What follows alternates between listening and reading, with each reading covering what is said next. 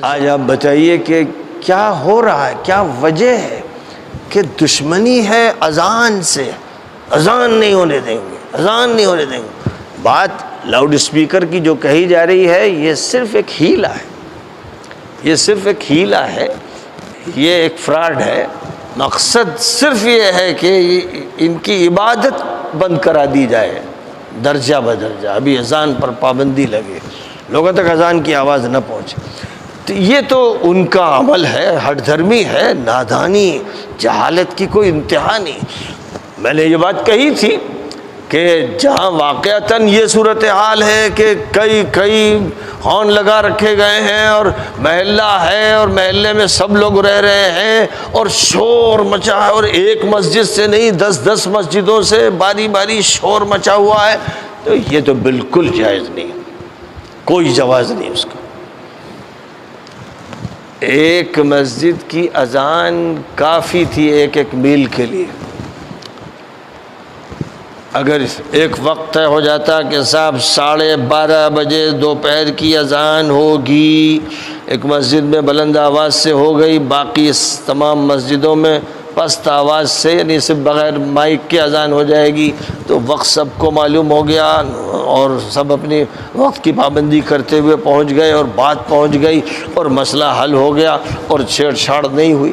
یہ تو حکمت عملی مسلمانوں کو اختیار کرنی چاہیے تھی۔ یہ جو جوش ہے اور خروش ہے، اور اس جوش و خروش میں یہ ہے کہ یہ مسجد ہے فلاں کی، یہ فلاں کی، یہ فلاں کی، اور ہر مسجد میں پورا جوش دکھانا ہے، زیادہ سے زیادہ مائک لگا کے زیادہ سے زیادہ سنانا ہے، اور اس کے بعد صرف یہ نہیں کہ اذان سنا دینا ہے، اس سے پہلے کچھ گانا ہے، اس کے بعد بھی کچھ گانا ہے، اور بھی چیزیں سنانی ہیں۔ تو یہ جو شور اور ہنگامہ ہے اس کو تو قبول نہیں کیا جائے گا۔ اس لیے اس کے خلاف جو کارروائی ہو رہی ہے، کورٹ بھی کر رہا ہے اور حکومت بھی کر رہی ہے، اس پر چیخنے چلانے سے کچھ ہونا نہیں اور نقصان پہنچے گا۔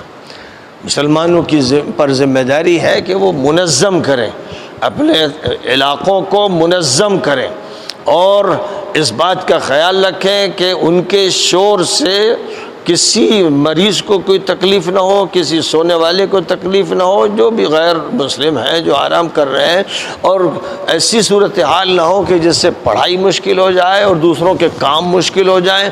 یہ صورتحال نہیں ہونی چاہیے۔ 2 منٹ کی جو اذان ہوتی ہے اس میں یہ بات نہیں ہوتی ہے، لیکن جہاں 10 منٹ تک اذانیں ہوتی رہتی ہیں، یہ واقعہ ہے، اور صرف اذان نہیں ہوتی ہے، تقریر بھی ہو رہی ہے بڑا زور و شور سے، پورا محلہ دور دور تک سن رہا ہے، کوئی استنجے خانے میں ہے، کوئی آرام کر رہا ہے، کوئی بیمار ہے، پریشان ہے، سب کو تقریر سنائی جا رہی پورے محلے میں۔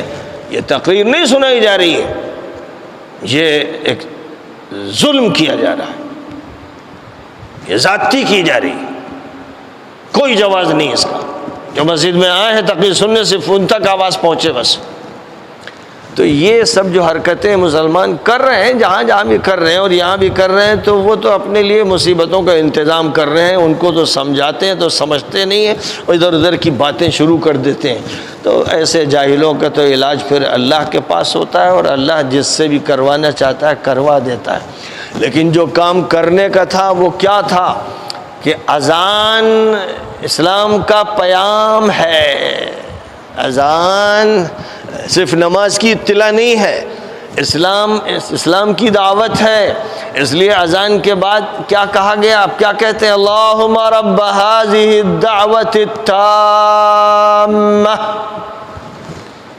اے اللہ اس مکمل دعوت کا مالک۔ تو یہ مکمل دعوت کیا بتا رہی ہے؟ یہ بتا رہی ہے اللہ اکبر، ایشور مہان ہے، ایشور مہان ہے۔ اشہدو ان لا الہ الا اللہ، میں گواہی دیتا ہوں کہ ایشور ہی کی صرف پوجا کرنی چاہیے۔ اشہدو ان محمد رسول اللہ، میں گواہی دیتا ہوں کہ صرف محمد صلی اللہ علیہ وسلم یہ آخری سندیش لے کر آئے ہیں، یہ دودھ ہیں اس مالک کے، کریٹر کے، پروردگار کے، اور یہ میسج لے کر آئے ہیں، سندیشتا ہیں، سندیش لے کر آئے ہیں۔ فرض کیجئے کہ اذان کا ترجمہ بتایا جائے، میں 10 سال سے کہہ رہا ہوں تقریروں میں، ہزاروں عوام کے سامنے، کہیں لاکھوں عوام کے سامنے کہا کہ اللہ کے بندو جس ملک میں تم رہتے ہو، اس ملک میں لازم ہے کہ تم اذان کے بعد اس کا ترجمہ بھی بتا دو. اذان دو، سلیقے سے اذان دو، اس کے بعد اس کا ترجمہ سنا دو، تاکہ آس پاس جو غیر مسلم آباد ہیں ان سب کو معلوم ہو جائے کہ یہاں تو ایشور کی تعریف ہو رہی ہے اور یہ کہا جا رہا ہے ایشور ایک ہے. یہ تو سناتن دھرم ہے. ہر ہندو بستر پہ بیٹھ جائے گا، سر جھکا لے گا، ادب کے ساتھ سنے گا. وہ مخالفت کر ہی نہیں سکتا، کیونکہ اگر مخالفت کرے گا تو اس کے مذہب کی مخالفت ہو جائے گی. وہ سب ایشور کو مانتے ہیں اور سب سناتن دھرم کو مانتے ہیں اور سب ایکتا کو، ایشور کی ایکتا کو مانتے ہیں، سب مانتے ہیں. وہ چاہے پوجا پاٹ کرتے ہو، ویسے ہی جیسے ہمارے یہاں جو قبر کی پوجا پاٹ کرتے ہیں، مانتے ہیں کہ اللہ ایک، ویسے وہ بھی مانتے ہیں کہ ایشور ایک، پوجا پاٹ کرتے ہیں مورتیوں کی. تو یہ کرنا چاہیے. اس وقت رمضان میں جو بھی میری بات سن رہے ہیں ان سے کہوں گا کہ شیئر کیجئے، ہر محلے میں پہنچائیے، کچھ تو شرم کیجئے.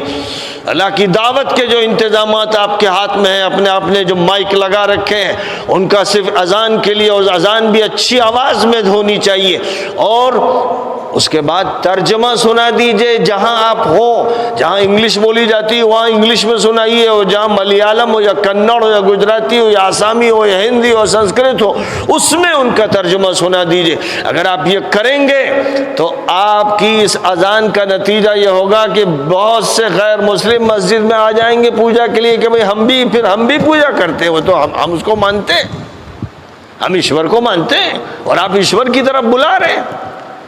لیکن آپ جب بلاتے ہیں تو یہ ایک الگ قوم ہے، گوشت کھانے والی قوم ہے، قربانی کرنے والی، جانوروں کو جو کاٹ کے پھینک دیتی ہے اور خون بہاتی ہے اور ان کی اوجھڑی پھینک دیتی ہے، یہ وہ قوم ہے.